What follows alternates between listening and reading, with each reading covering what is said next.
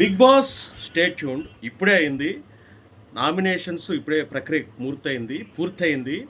అయితే సంజనాకి big boss captain power ఉండటం వల్ల నేరుగా సుమన్ శెట్టిని నామినేట్ చేసింది. అసలు రీజన్ అనేది కరెక్ట్‌గా లేదు.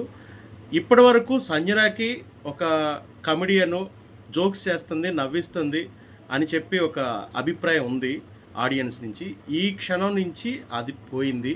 సంజనాకి బ్యాడ్ టైం స్టార్ట్ అయింది. ఎందుకంటే సుమన్ శెట్టిని నామినేట్ చేయడంలో అసలు రీజన్ లేదు. అంతమంది ఉండగా అందరూ పెద్ద పోటుగాళ్ళలాగా తోపుల్లాగా కొంతమందే ఉన్నారు. నలుగురు ఐదుగురు బాగా ఆడేవాళ్ళు ఉన్నారు. వాళ్ళు మినహాయిస్తే మిగతా వాళ్ళు అంటే తను నామినేట్ చేయాల్సిన వాళ్ళు వాళ్ళలో సుమన్ శెట్టిని ఎంచుకోవడం అనేది కరెక్ట్ కాదు. అంటే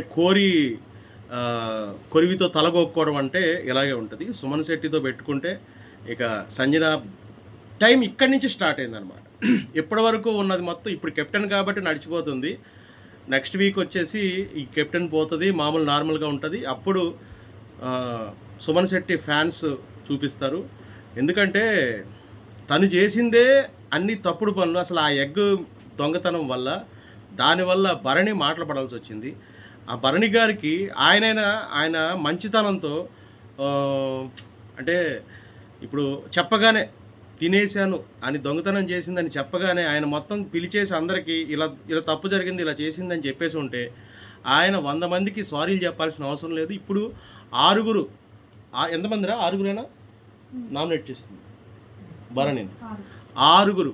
ఆరుగురు భరణి గారిని నామినేట్ చేయడానికి కారణం ఆ ఎగ్ రీజనే చెప్తున్నారు. అది తప్ప ఇంక వేరేది వాళ్ళకి కనిపించట్లేదు. ఏంటంటే మీకు ఎగ్ దొంగతనం చేసింది సంజన అని తెలుసు, తనుజాకి మీకు ఇద్దరికి తెలుసు, కానీ మీరు అక్కడ బిల్డప్ క్రియేట్ చేశారు.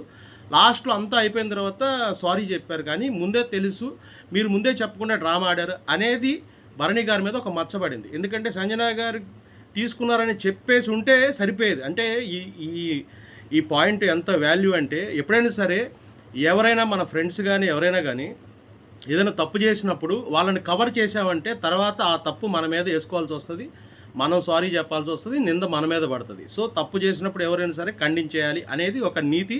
ఇక నుంచి భరణి గారు దాన్ని జాగ్రత్తగా దృష్టిలో పెట్టుకుని ఇంకోసారి ఆ తప్పు చేయకుండా ఉంటారు. ఇక సుమన్ శెట్టిని సంజన పెద్ద ఈమెదో తోపు అనుకుంటుందేమో, నాకైతే అర్థం కావట్లేదు. ఆమెని కామెడీ అనుకున్నారు మొన్నటి వరకు కూడా, ఇప్పటి వరకు కూడా అనుకున్నారు. ఇక నుంచి ఆమెకి బ్యాడ్ టైం అనేది స్టార్ట్ అయ్యింది. సుమన్ శెట్టి అంటే ఏదో కామెడీ చేయకు, కామెడీ వేషాలు వేయకు, ఇక్కడ అవన్నీ అని అంటుంది కదా. ఆ సుమన్ శెట్టి గారి విలువ సంజన గారికి తెలియటం లేదు. అదే ఒక మనిషిని బయట ఎంతమంది ఫ్యాన్స్ ఉంటారు, ఎవరు ఎలా బిహేవ్ చేస్తున్నారు ఏంటి అనేది కొంచెం మినిమం తెలుసుకుని ఉండాలి. తెలుసుకోకుండా మనమే పెద్ద తోపులు అని అనుకుంటే అది అన్ని వేళలా నడవదు. సంజన గారికి బ్యాడ్ టైం స్టార్ట్ అయ్యింది, రాసి పెట్టుకోండి.